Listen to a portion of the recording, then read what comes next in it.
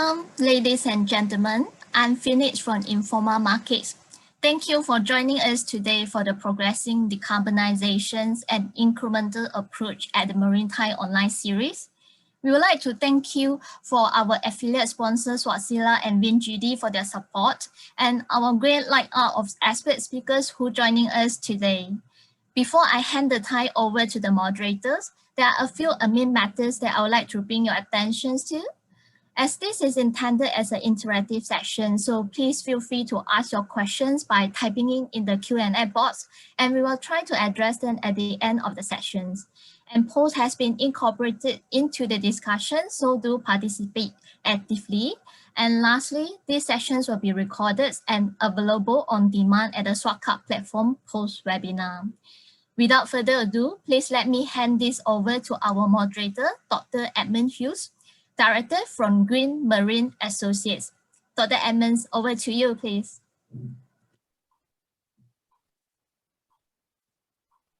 Thank you. Thank you very much indeed. And good morning, good afternoon, good evening, ladies and gentlemen, and welcome to this, this panel on this very, very important topic of progressing decarbonisation and incremental approach. As I said, my name is Edmund Hughes. I'm now a private consultant, but previously I worked for the IMO, the International Maritime Organization, for nearly 10 years, where I was responsible for MARPL 6 and also the work to address greenhouse gas emissions from shipping, including overseeing the development of the initial IMO greenhouse gas strategy, which obviously has been a key driver, adopted in 2018, is now a key driver for all the development that's going on in terms of decarbonisation in the sector. And really it's been quite interesting and quite fascinating to see how the agreement at that level, at that international level, has stimulated so much now consideration of this very, very important matter, and in particularly shipping's contribution to reducing carbon emissions to the atmosphere. Today we have a very excellent panel of great expertise, and really I welcome them all. On the panel today we have Bud Dar, who is Executive Vice President, Maritime Policy and Government Affairs from MSC Group.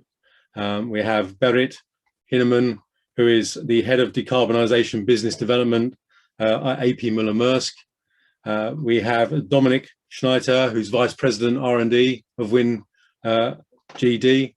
And also we have Sanjay Verma, who's Director of Decarbonisation Business Development, Director of Decarbonisation Solutions in Asia for Wärtsilä Singapore. You're all very welcome. To start the panel, I'm going to invite each of the panelists to give a couple of minutes introductory remarks to set the scene, and then we'll move into the discussion between the panelists. But so first, may I just introduce Bud Dar, and I'll invite him to please give his introductory remarks. Thank you. Well, thank you, Edmund, and it's really my pleasure to be on this panel today with such a great group of colleagues to talk about this important subject.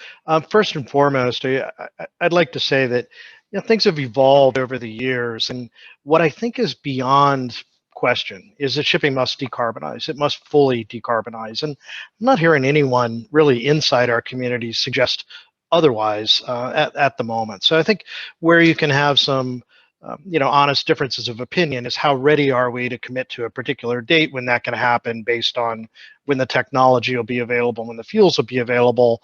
But really, it's all kind of speculative anyway at that point. So I think the main thing is we're all pulling together towards complete decarbonization, and that has to happen one way or another. When we look at our company as the MSC Group, we operate the second largest container carrier company, the third largest cruise line, and then various other types of ships too, a few ro-ros, a few bulk carriers, about 16 or so ocean-going ferries at the moment, plus some high-speed craft ferries.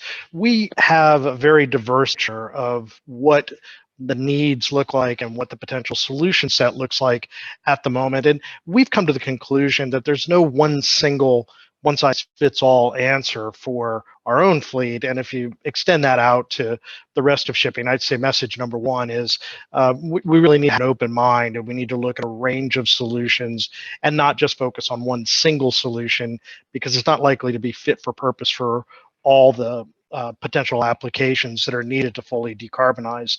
The second thing I'd say is collaboration is extremely important. We can't possibly, as any single company, and frankly, I don't even think as one single sector, as the maritime sector, reach the goal that we need to a full decarbonization without a lot of collaboration, including from energy providers, but then also academia and governments. And that's not just developing fuels, but actually getting delivered through a midstream and a downstream that doesn't really exist yet for some of them. So that collaboration is really key. And then the third thing that I'd say is don't lose sight of what the end state has to look like here, because it really must be decarbonization. We can get hung up on nuances over energy intensity or something that's on a say 3 or 5 year timeline, but in the end, what we need to be doing is focusing on really decarbonizing shipping, and do our best to filter out some of the stray voltage out there about who has to pay what taxes where, and really get focused as an entire global community of stakeholders on solving the real underlying problem. Thank you. Thank you very much indeed. Berit, can I ask you to please provide some comments? Yeah, absolutely. Thank you. And also thank you. It's a pleasure to be here on this very important panel discussing a very important topic. Yeah, and also at Maersk, I mean, we see decarbonizing global logistics as key, and also we see that our customers, they expect us to help them decarbonize their global supply chain. Many of them, they have or are in the process of setting very ambitious climate goals, and therefore we have to decarbonize fast as possible. And when we announced it back in 2018, it seemed a bit of a moonshot, but today we actually see it as an achievable target to reach. Very challenging, but achievable. And we think we are advancing a bit beyond the chicken and the egg situation, as we have ordered our first container ship to run on green methanol starting in 2023. We are pursuing several fuels, and I also very much agree with Badar that there is no single silver bullet solutions there. We do expect multiple fuel solutions to exist alongside each other in the future, and we and others need to pursue multiple options. I mean, we pursue biofuels, which we are using already.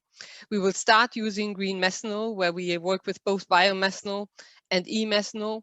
We also see great potential in ammonia, but here still technical, safety and regulatory challenges, they need to be solved. It is very important for all carbon neutral solutions that they are indeed carbon neutral. And by this, we see that it's very important that this is demonstrated by a life cycle analysis, including all emissions well to wake and all greenhouse gases.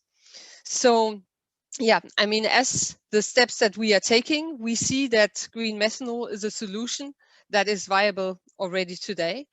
And yeah, and with the container feeder that will go into operation in 2023, we will gain experience. We can offer carbon neutral transport to our customers. There are a lot of challenges ahead. The challenge of availability of green fuel, the challenge of higher costs, upscaling of production. There, I mean, again, as also the previous speaker, Badar pointed out, it's really, really important with collaboration. We depend on our customers to value carbon neutral transport. We depend on regulators to create a level playing field for carbon neutral fuels. And we see collaboration across the industry and across the value chain as very, very important. Thank you very much. Thank you very much indeed. Dominic, could I ask you to provide some opening remarks, please? Yeah, thank you, Edmund, and very warm welcome from Vincidi in Winterthur here in Switzerland. Vincidi traditionally powers the merchant marine, the propulsion system by two-stroke slow-speed engines, and of course, this focus will not change too much. We assume for quite a while. The future will, however, add additional system. The peripheral equipment of these engines will change, and the integration will become an important part. Nevertheless, we are in a strong opinion that the two-stroke remains at the center of the propulsion plant. It's a very efficient energy conversion, and we also are a strong believer that the internal combustion engine is not the problem. The problem is related to the fossil fuels and the relevant emissions. So we do have to address the fuels in a first step, and we need to deal with the fuel. And in WinGD, of course, we also have made experience with all the bio-based fuel, biomass, but also first synthetic fuel, synthetic methane, for example, as LNG substitutes is coming into service now, and this works very well already. In the next step, WinGD has made roadmaps for methanol and ammonia to make the technology available. However, when we discuss zero carbon fuel, we don't necessarily discuss zero global warming potential. So we really have to look at the combustion of these engines and related emissions. Even if you have NH3 or H2 combustions, particularly NH3, you have species that do have warming potential, and these emissions need to be addressed. Also, local pollutants, they're not so much discussed anymore, like NOx or SOx, but they will remain, particulates. We are absolutely convinced this discussion comes up, and also related to warming potential. So considering all above, we are actually the firm opinion that the high versatility is needed also from an engine provider. And we believe that we have to look at different principles. So high pressure injected warm combustions or hot combustions in a diesel cycle will emit different emissions than premixed lean burning engines with low combustion temperatures. And that will actually help to accommodate also the different needs and future different regulations. And with our products, we believe to be well positioned for that, because our XDF allows for both cycles. At the end, everything must be business viable. We will see regional incentives to move to more sustainable propulsions, and we need to accommodate that. So high flexibility is needed. And it will also need big R&D expenses. So I fully agree with the key statement bot mates. We can only do that by joining up as an industry, but maybe even sector coupling will be needed to make sure such energies become available in a viable way that enables and maintains the global shipping in an efficient way. Thank you. Thank you very much indeed, and thank you also for reminding me about IMO 2020, which was a very significant step forward, and again reminding us all that there is still this agenda about air pollutants, local air pollutants, and how important they are. That the shipping sector continues to seek to address those. Anyway, thank you very much indeed. Sanjay, please, your comments. Thanks, Edmund. Wärtsilä, as you may know, is provider of smart technologies and complete life cycle solution to both marine and energy market. And as very rightly pointed out by Bud and Berit as well, I mean, co-creation, collaboration, ecosystem approach, and partnerships. And that is the most important thing when we are tackling decarbonization. Emission reduction, and especially greenhouse gas reduction, is the challenge of this century. We all know shipping has been so far the most efficient way of transportation, but we can't say that we will do nothing. We have to, shipping has to step up its game, and we have to tackle and better our footprints. IMO regulations with respect to decarbonization is the major driver for industry transformation, but by no means the only driver. Transformation will be driven by all stakeholders of shipping, from producers of the goods to consumers, and by society at large. In our analysis, the use of data, increased fleet efficiency, increased asset utilization, energy production, and consumption optimization, hybridization, wind, solar, together with the present fuel, clean fuel, can take us only till 2030 ambition of IMO. Beyond that, we would need sustainable fuels and advanced technologies. We all agree that low carbon or green fuels will be expensive. Therefore, we need to reduce the amount of energy needed to do the same transport work. This means that all the new builds ships should have better design, use energy-saving devices, and should be designed with technology that is flexible to adopt changes. Not doing that may lead assets being stranded in just few years. Decarbonization is a fundamentally complex and long-term challenge for shipping. We are going to need to navigate some profound changes to overcome this. We have to agree that no single technology or solution hold all the answers. And to conclude, I would again emphasize that carbon dioxide is just one part of the emission pollutant, as rightly pointed out by Dominic. We still have to tackle the other pollutants, NOx, SOx, particulate matter. These are considered local pollutants, but have a direct impact on human health, and that cannot be forgotten. Thank you. Thank you very much indeed, Sanjay. Thank you also. I think it's very important to highlight the action that was agreed recently at the IMO to adopt amendments to MARPOL Annex 6 to reduce the carbon intensity of the fleet. And I think, as you quite rightly point out, the reduction of carbon intensity is important as an important stage towards the future, because it will obviously mean the demand for the alternative zero and low carbon fuels is reduced in terms of relatively, and that is vital if we're going to see a rollout of these fuels globally. Thank you very much indeed, ladies and gentlemen, for your introductory remarks. They're all fascinating and wide-ranging. They've already stimulated one question, which we'll get to later.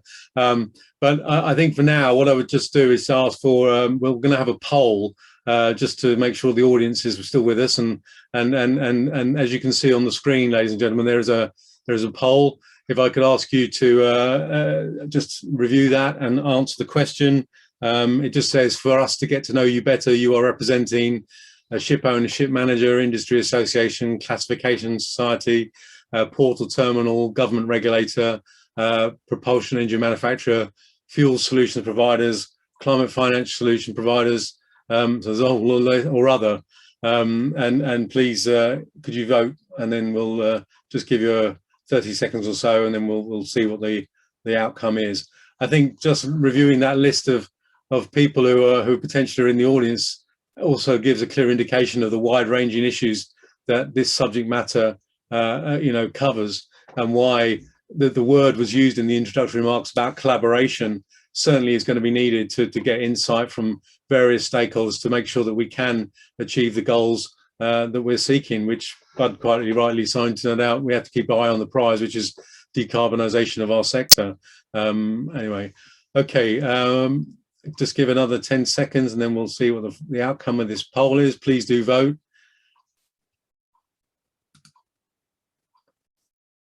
Okay, I think we'll see that. Please, can we have the response there, the final? Okay, so we have ship manager, we have others. Oh, the others is a big and significant one. I know one of those is a media. And we have a regulator, we have okay, thank you very much indeed for saying. I think we'll now move on to the panel discussion and pick up on some of the comments that were made in the introductory remarks. And I think what I'll do is straight away, I mean, one of the points was highlighted, Berit highlighted the customer in this issue and their need to support green shipping and clean shipping and zero carbon shipping. And so I think that relates to the question about what are the key drivers for decarbonisation of international shipping, and specifically, is the value chain now more important than regulation in pushing change in the sector? So maybe if I could start with you, Berit, on that question, please. Yeah, absolutely, and thank you for that question. I'm to start with the customer. To start with our customers, we do see that they have a need for decarbonization of the value chain, because they are themselves having very ambitious climate targets, and to reach those targets, that also requires that their supply chain is decarbonized.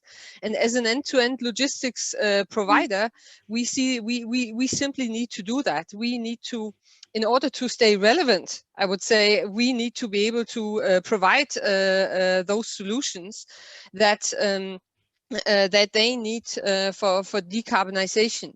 We already today have a carbon neutral shipping product, the eco delivery product, and we do see encouraging uptake of that product in at least in some customer segments, and we have very optimistic expectations for this product. Of course, there's some way to go, but we do see a demand for that. On the other hand, I wouldn't want it to be I mean, customers or regulators. I think it's absolutely necessary with both. As it was mentioned by several speakers, the green fuels, they are more expensive, and it is very expensive, and it's very essential to create a level playing field for those fuels to encourage uptake on a large scale. So we also see this as very important on a global level. Thank you for that point, and I think I'll come to the other panelists. I mean, I think when the question is, you say, making sure we have a level playing field, but I guess it then comes back to the core question is who pays?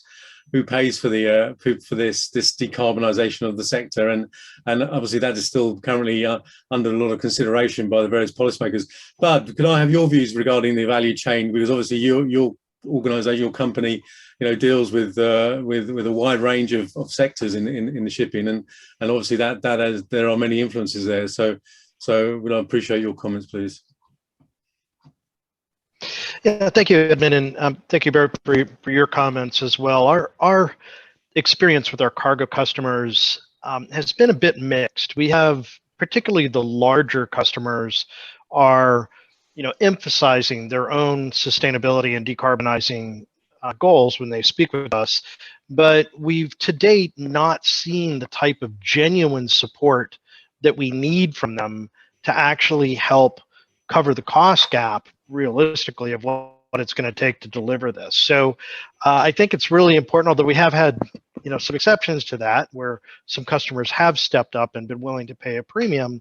At the end of the day, this enormous capital investment and then ongoing operational costs that's going to be built into the supply and value chains is going to have to be passed on to the end customer at some point, or else we won't have businesses to run. So I think it's really important that that realization starts to be dealt with in an honest way now, and that those beneficial cargo owners or freight forwarders or other shipper interests out there that are looking for decarbonized methods today can work with progressive companies like Maersk and MSC and others in our sector, because we will offer them solutions much sooner rather than later if they want them, and we have solutions that we could offer today as well. I did want to highlight a couple of other related points though, and one is that just because the call from customers is maybe not so loud right now, although I think it's getting louder as they start to have to meet their own goals and deal with their own reporting requirements as well.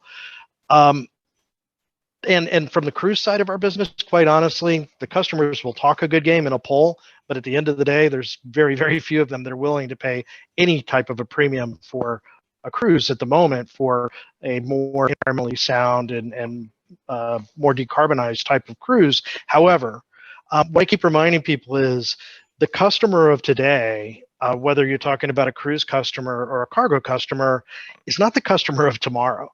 The generation of people that, I mean, literally are taking to the streets, but certainly captivating us with their concerns over this climate crisis, they're going to be the leaders of tomorrow. And some of them are already emerging as the leaders. They're going to be running the companies that we're dealing with as customers. They're going to be our cruise customers in the future. So things will evolve. And then, and I think we have to be prepared to adapt to that beyond our own internal needs and those pushed on us perhaps by regulators.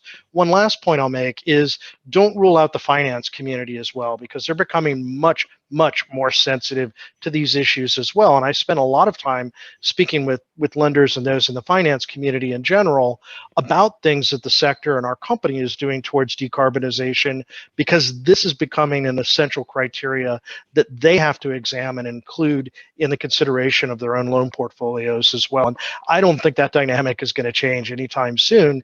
And I think, again, we need to be prepared to adapt to that and have not just good answers, but really be working on and implementing good solutions to those sorts of challenges.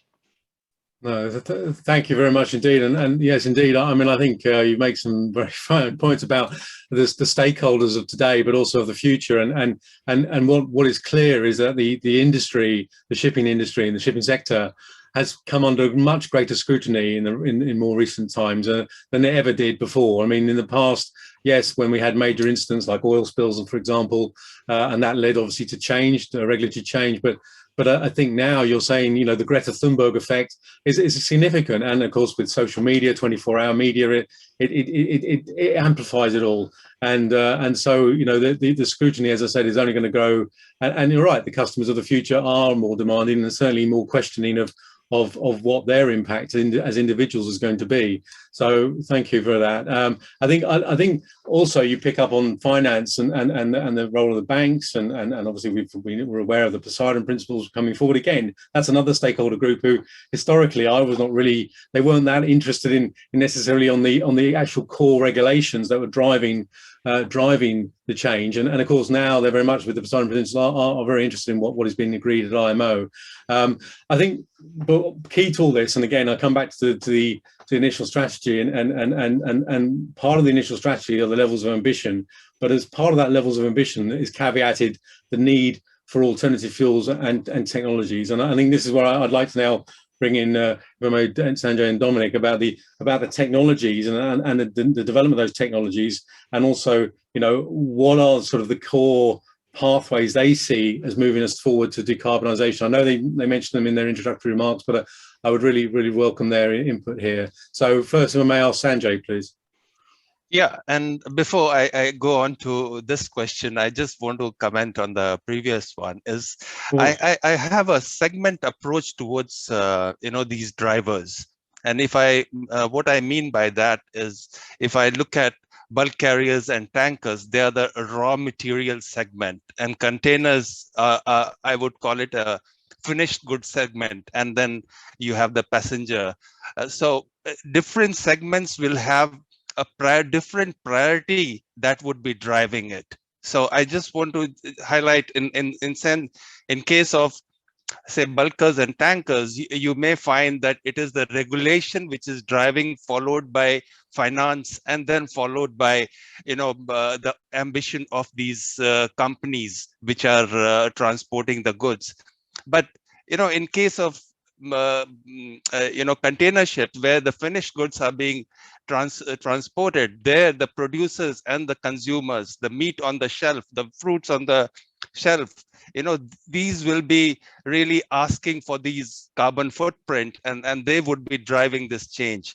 And when we look at, so maybe the regulation will take a back seat, and the front drivers will be these, producers and consumers.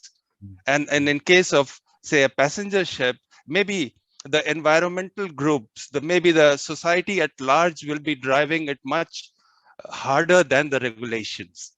So I just wanted to give that segment feel to that, the first question. I mean, that's my opinion. No. Well, coming on. Yes, in terms of the pathways, please, the propulsion pathways to decarbonisation, what do you feel are the most promising ones? Yeah, so when we look at these pathways, whether it's a fuel pathway or the engine technology pathway, then we feel that most of the fuel will either fall in a liquid phase or a gaseous phase. And some fuel like ammonia could be in the liquid as well as in the gaseous pathway. So we feel that right now, if you want to go and want to keep your assets safe and not knowing which fuel is going to be the fuel for tomorrow, the dual fuel technology is the right one, when you can either move on the liquid pathway or the gaseous pathway. But suppose you have a clear pathway that I'm not going to transition through LNG, so to say. I'm going from diesel to methanol, or going to diesel to ammonia. Then you could even choose the liquid pathway, that I would go with an engine that can be tomorrow converted or upgraded to consume, say, ammonia or methanol. if those engines are not here today. I mean, as far as Wärtsilä is concerned, we are testing our engines on all the fuel. We have already started testing on engines are being tested on ammonia as liquid. And again, the same engines will be, I mean, we would use our dual fuel engine to test ammonia as gas. We have already started testing on hydrogen. Methanol, we have already tested, and there is already a technology existing for which has to be industrialized. So we feel that all these different things, but we see maybe in small scale sector on in coastal shipping, there will be a different kind of pathway. For international shipping, there will be a different pathway. Thank you. Thank you. And Dominic, if I may ask you to respond to the same question, please, about the, or even if you want to talk about the value chain as well. Obviously, that has an impact on yourselves with the customers. Yeah, thanks, Edmund. And actually, I can greatly agree to statements made already. I see also differences in the sectors, and what is often underestimated is actually the drive the energy majors have to convert to new fuels as well, and also apply it to like VLCCs, for example. They basically transport still crude oil, but the propulsion plants, they are being converted. Currently, there's a certain trend towards LNG, and as soon newer fuels, more sustainable fuels become available, I'm also sure, even they still transport crude, they will use these newer fuels. And eventually the energy will be the new fuel. So the tankers of nowadays transporting crude, they will transport the new fuels. So that means for us, that the engines installed in those vessels, they use cargo as fuel. And we see that already big in LNG carriers. And we will see that with the methanol carriers, ammonia carriers, ethanol carriers as well. And that's where we are challenged on the technical side. Also related to the financing, actually, I liked that remark from Bob. Financing is a big issue, but I think this Poseidon principle triggered a bit of rethinking, because it was not so easy to raise money, particularly for this commodity transportation, bulk and oil. But in the meantime, we see also that some of these companies operating in these segments have become very active. And actually, I'm also absolutely convinced that we will see new energy suppliers very soon. They will be initially, again, what I said before, local for certain routes, maybe for commodity trade A to B, back to A to B, where it is easy to deploy these new fuels.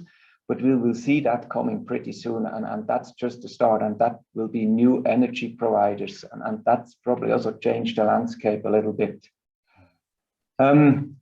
Coming more to the engine technology, I think Sanjay summarized very nicely, and we all know that Wärtsilä and WinGD is not that far apart. Some of the research is on common ground.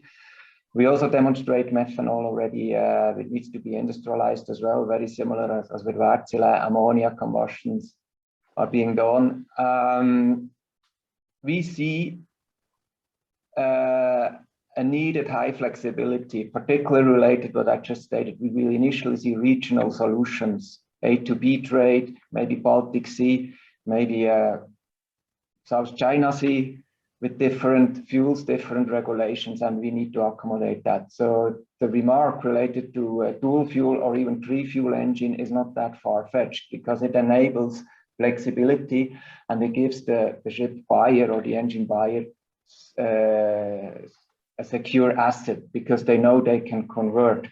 So with all this research and development done, a high focus is really on retrofit possibility to make sure whatever the regulation will be or whatever the requirement will be, we can convert the engine that is being sold nowadays.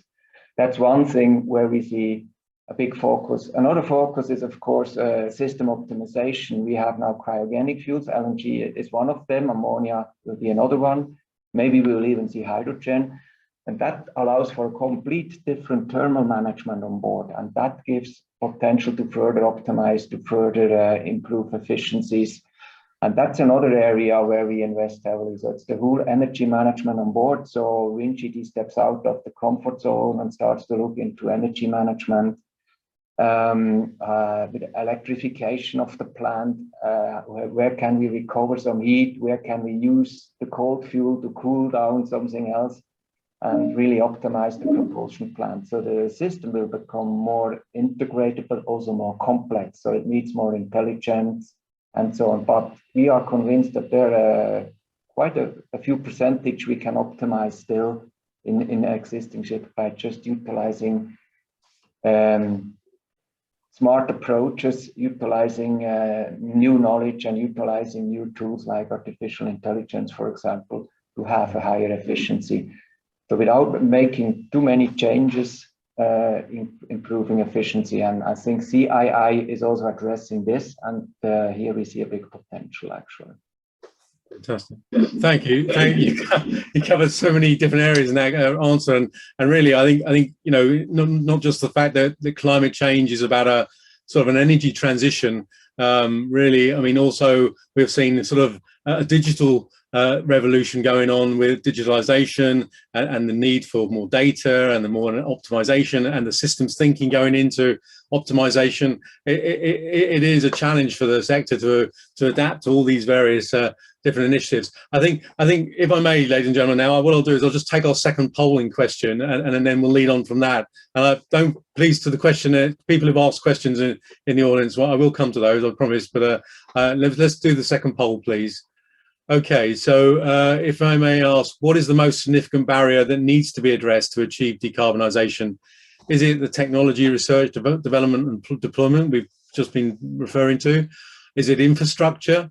It says supply of alternative fuels. I think what we really reference here is production of alternative fuels as opposed to the supply. Supply is really covered by the infrastructure. And then the financing aspect, which we talked about. And in that, I think also, dare I mention it, carbon pricing as well, because carbon pricing is something that is several of the panelists have already referred to. So please, ladies and gentlemen, if you could just vote on that, and we'll give we'll give a minute for you to reply and give your answer. As I said, I think one thing that we are beginning to understand is that there are significant barriers. They are being addressed. They are being considered by various stakeholders in the across the sector, and it's really now trying to understand, you know, which is the ones we can sort of really focus in on. Okay, I'll just give another 10 seconds, and then we'll finish.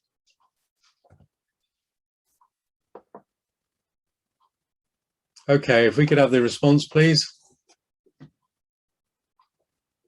Okay, so fairly evenly spread. I think there is a winner though in terms of financing and the supply, followed by infrastructure, followed by technology research, and which maybe that reflects the fact that people are confident that the technology providers such as Wärtsilä and WinGD are going to be able to come up with the answers, or are already providing several of the answers. It's a case of now the other elements of the supply chain which are now key. So thank you very much indeed for that. I think, I mean, what we saw there was financing was a key issue, and as I also mentioned in answering the poll question about finance and this issue of narrowing the gap between the price of current hydrocarbon fuels and alternative fuels, and maybe that being an opportunity to provide some of that financing. Can I ask, therefore, you know, what do we think? How do we make alternative low and zero carbon fuels more economically competitive? And is carbon pricing the only way to do this? May I ask Berit, please, on that question? Yeah, thank you for that question. And first of all, I'd like to start off by saying that, as it has been mentioned, yes, the green fuels, they will be more expensive than fuel oil. One development to expect, though, is I think they will be even more expensive to start with. But one key challenge is also the upscaling of production, because some of the key technologies involved, like, for example, electrolysis and so on, they need to go on a cost curve for cost reduction. And also, for example, in terms of renewable power pricing, we expect that we expect that at least in some areas of the world to get cheaper. So I think really the challenge is to get the production off the ground and to figure out how do the first green fuel production projects materialize, that will be the most expensive ones, and how do we go about it? And there I think it will be a combination of different measures, as already mentioned by me and others, that customers covering part of the cost, then and also this translation that yes, the fuel is more expensive, but compared to increase in retail prices, that may be a very small increase. Also has been mentioned regular market-based measures to create a level playing field. I think it needs to be a combination of those, because as the production gets upscaled, at least to some extent, the green fuels will get cheaper, though there will still be for at least for some time a gap between those and fuel oil. But those are the measures that I see need to happen. And again, I expect the first projects, they will be the hardest one to realize. But I mean, I guess the question is, I mean, investment decisions on that upscaling are going to be linked to confidence and reduction of uncertainty, and of course that is very much linked to the price of the fuel that the supplier is going to gain once they produce the fuel. And of course, this is a key question, and one we're seeing very much at the heart of the European Union's consideration of shipping. And again, I mean, I noticed one of the questions we've had is about the Fuel EU Maritime Initiative from Jack Whittles of Bloomberg, and shipping's included in the ETS, which of course we're all waiting to hear about today. And you know, I think the question there is really that the EU obviously are trying to look at both the supply chain of with the Fuel EU Maritime Initiative, but also the demand. And the EU ETS in theory will stimulate, if you increase the price of carbon-based fuels, will stimulate demand for the lower and zero carbon fuels. May I ask, Bud, I mean, what do you think about this whole question of carbon pricing and incentivizing and the like, please? Well, I think that the price differential is going to be a challenge, and I think Barrett's exactly right that the earliest producers and those that deliver the fuels in the midstream and the downstream are going to have the highest cost to enter the marketplace.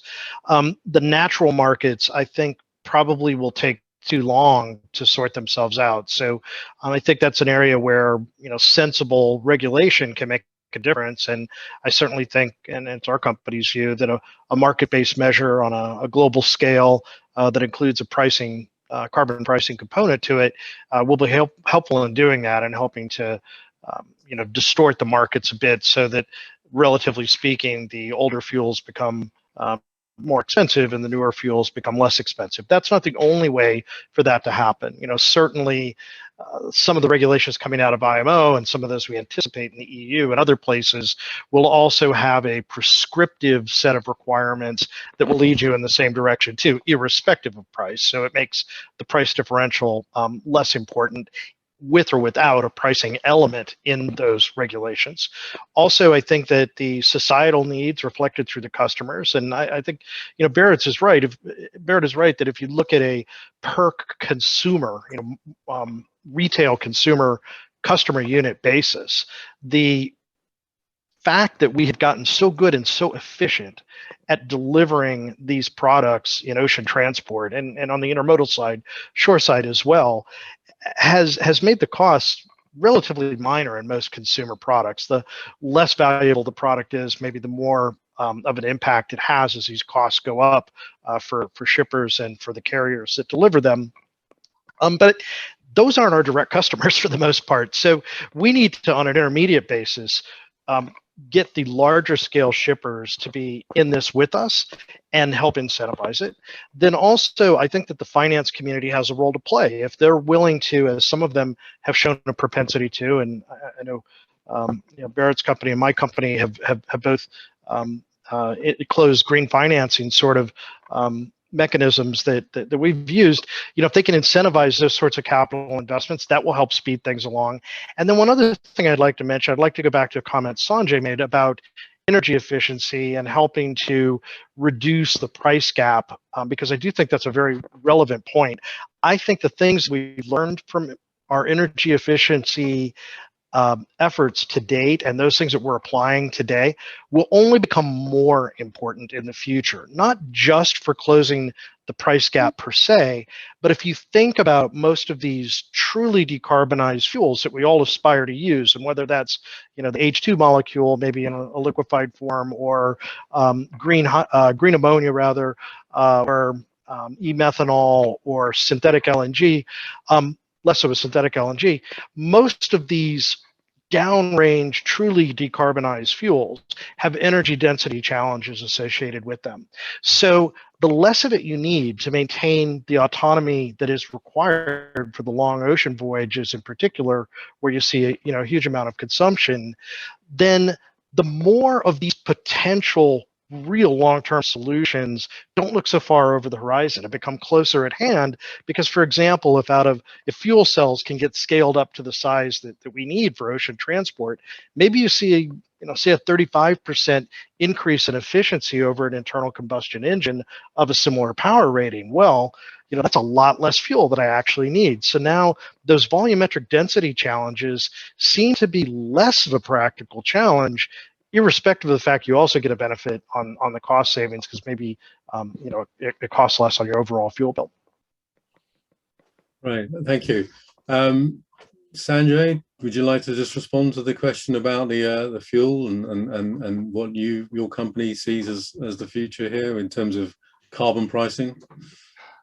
I agree to both that there has to be a sensible carbon pricing, but it cannot be EU pricing or it cannot be US pricing. Something, especially for international shipping, it is important that it is a global thing, something which is globally accepted. That would be the way. And these future fuels, green fuels, are going to be expensive.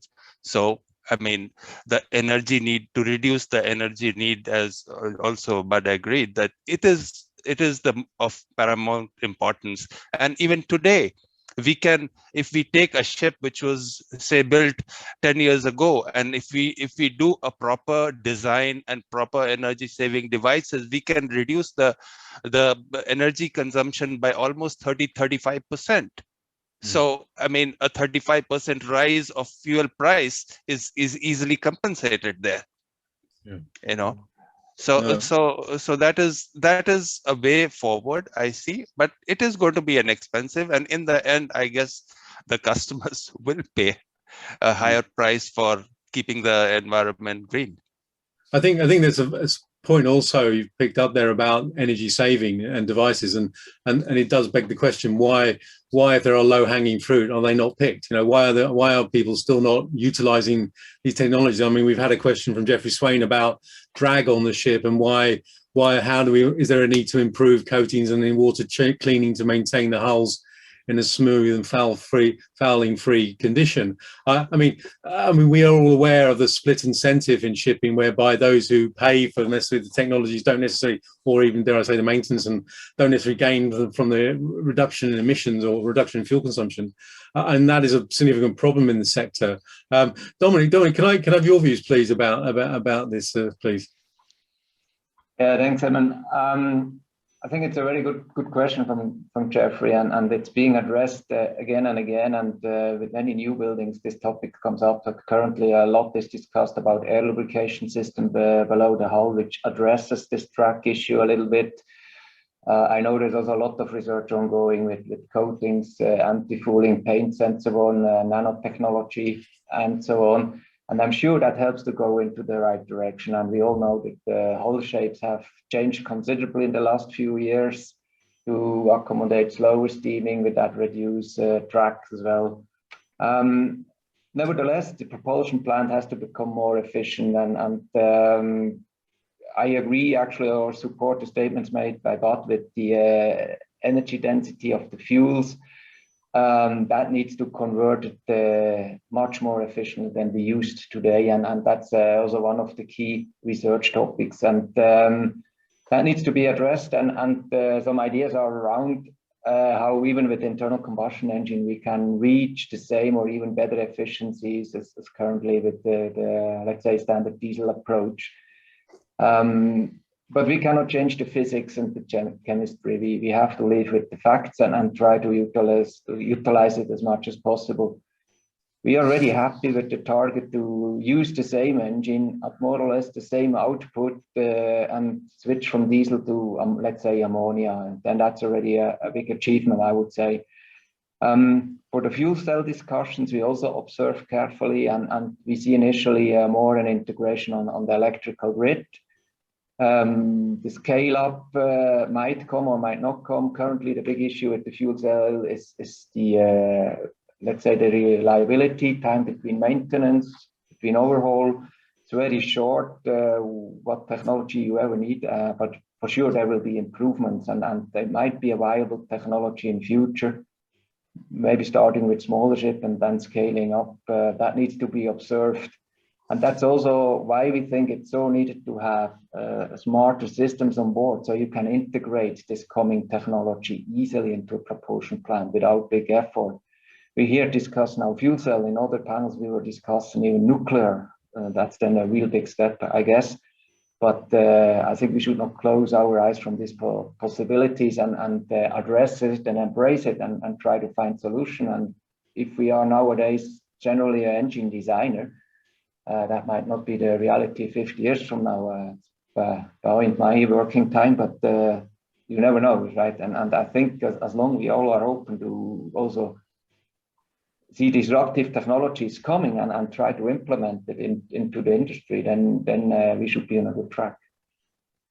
Thank you very much. And you know, again, raising the spectre that you know the solution, the ultimate solution to decarbonisation might yet not be presenting itself, and there may be something down the line. So thank you. I'm going to just come back to the point both actually Dominic made in his introductory remarks about regional incentivization, and Sanjay sort of referred to the fact that carbon pricing should be global. It shouldn't be done on a sort of regional or national level. But you know, I think let's face it, and the comment made already about the EU ETS and the Fuel EU Maritime Initiative, and I'd like to hear from, please, Barry, if you could just give your comments on this idea that some of us feel that it's inevitable that there will be some regional action taken and it will have an impact on the sector. Thank you. Yeah, and I'd like to start by commenting that that also we would like to see these market-based measures on a global scale. That being said, we do welcome the EU initiatives. I mean, this triangle that has been mentioned of the ETS, the Fuel EU Maritime, and the revision of the Renewable Energy Directive. We think it presents a great chance. Obviously, we need to look into detail, like what will it look like, what will it actually mean, and we do hope that this can be a way to more global measures. I mean, to put it like that, to see that. Sorry, Barry. Yeah. I mean, do you think there's? I mean, coming back, I apologise because of the time. But do you think there's a risk that these regional measures might actually undermine some of the global measures? Well, of course, you never know. On the other hand, I mean, yes, I mean they're regional measures, but on the other hand, it can also be a sort of demonstration that it works, right? I mean, it depends how it can go, and the way that I would like to phrase this is to say, let's see whether this can pave the way for global measures. Of course, we would like to see global measures, since shipping is a global industry, but given that action is taken regionally, then let's see if that can lead to global measures as well. Okay, thank you. Bud, do you have would you like to provide any input on that? Yeah, question? I take a somewhat I do take a somewhat different view of it. And if you look at realistically, even with the full scope of the MRV, you're talking about 15 to 20% of the emissions profile being within the maximum extent that's being discussed for the EU ETS for shipping.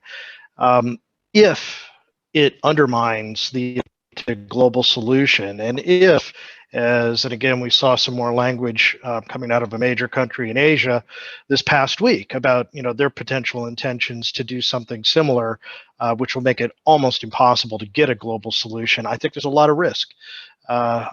Particularly, let's say, for example, one of the models that we've heard is that only the import side of the emissions is going to be taxed in the EU. I can't imagine the global trading partners with Europe are going to react very favorably to that if that's the way the carbon tax is applied. So I do think it needs to be thought through. I recognize, I think it's a virtual certainty it's going to happen. We'll see hopefully something today in the package when it comes out. But I think the reaction at IMO is going to be pretty negative, particularly among developing countries who will feel like they're not getting heard in their concerns. And if we were to allow the EU experiment to play out, realistically, we don't even get to, based on leak copies, really a full implementation until 2026. So then at that point, then consideration at the IMO would take even more years. And then once they're done with that, assuming that they need a new instrument, which they may or may not, but they could need a new instrument, it's typically, in the 7 to 11 year time frame to bring a new instrument into force. And I don't think we can afford to wait that long.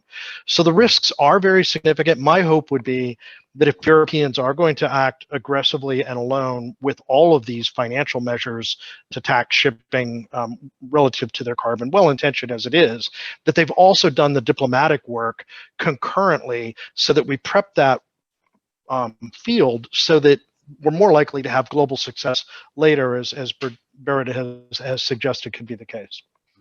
Thank you. I'm very conscious of the time, ladies and gentlemen. We've only got a couple more minutes left. So I think what I'll do, if I may, can I just go around the table again and just ask for some final remarks and then we'll close, please. So if I start, please, I'll start with Dominic, please. Now it took me by surprise. Okay. Yes. Final remark from a technology side, I think we're going to be okay. We can supply fuels and solution for the new fuels in terms of energy conversion to propel a ship. I don't have any doubts about that. We're already quite well advanced. Retrofit will be possible for the existing assets. That's also quite sure. For me, the biggest challenge or the biggest task is really to get the fuel supply up and running. And as we've seen today, I also strongly believe this is mainly related to financing. So this tax levies or carbon levy taxes and so on, I think it's a good instrument to make that happen. And the distribution then, of course, needs to be well organized. So, but I'm very positive that we can move fast and probably move faster than initially thought. Thank you. Sanjay. Yeah, I mean, two things.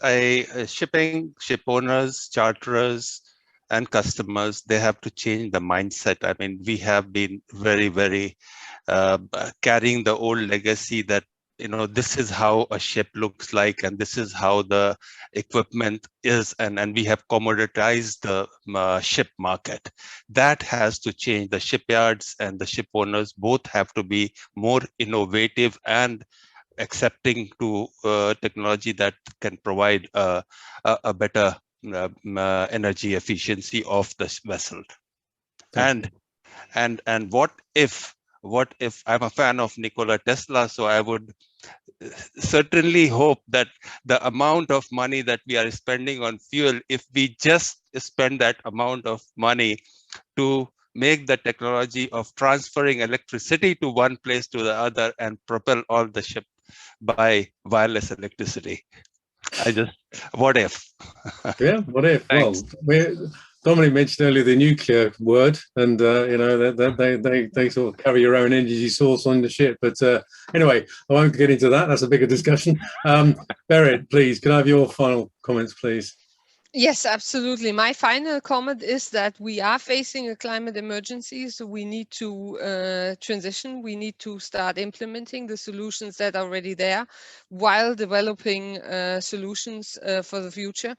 As it also has become clear, the challenge is supply, production of green fuels, upscaling, pricing, and we need those first projects, fuel projects, and those first implementations to overcome that rather sooner than later. Thank you. Thank you. And Bud, your final comments, please. Yeah, number one, we can't fail at this. We must succeed. So Let's work together. Let's do it. Let's collaborate. And despite differing perspectives and maybe some difference of opinion on some things, we got to do this. We got to do it together. Let's succeed together. Second is, I believe that the controlling path here will ultimately be the availability, not just theory, not just on the commodity markets, but at the ship of the alternative fuels we really need. I believe that the technology side with regard to the shipboard technology is progressing faster than that is, and it is capable of progressing faster than that does. And the last thing I'll say is just to follow up on Sanjay's comment, let's please be creative and let's not pretend like we've seen all the options and considered all the options. I would be happy to have a conversation about modern atomic power. That's where my career began. And I'm intrigued by some of the very novel new solutions that are out there too. Let's not foreclose very creative ideas that break the conventional notions of what a ship is and how it must be powered, because that's the way we've done it for a very long time. I don't think that will get us to the goal line completely. Thank you. Thank you all very much, ladies and gentlemen. Excellent panel, and you know, I think I'll just echo that the last comments and the comments made by several of the panelists. You know, we need to be keep open-minded about this, and certainly keep you know, because we're going to need to sort of find a way forward. As I said, we have to find a solution here, and we have to solve this particular conundrum. Thank you again, everyone. Thank you for your participation and your comments. And I have to apologise to one of the questioners. We didn't get around to talking about carbon offsets. We could probably spend an hour talking about that alone. But thank you, everyone. And I really, at this point, I say cheerio and keep safe. And thank you again. Bye-bye now. Yeah. Thank you. Great. Thank you all our panelists for the wonderful discussions, and thank you everyone for joining us today. And please join us again next week for a series of topics on finance and insurance. And also we have a quick reminder to let you know that the call for entries for both the Sea-Trade Awards and Sea-Trade Maritime Awards Middle East, Indian subcontinents and Africa's, both now in association with loyalists, are still open, but deadline are looming, so please do make sure that you enter ahead of the deadline, which can be found on the website. And thank you all, and we look forward to seeing you again. Thank you. Thank you. Bye-bye now. Bye-bye.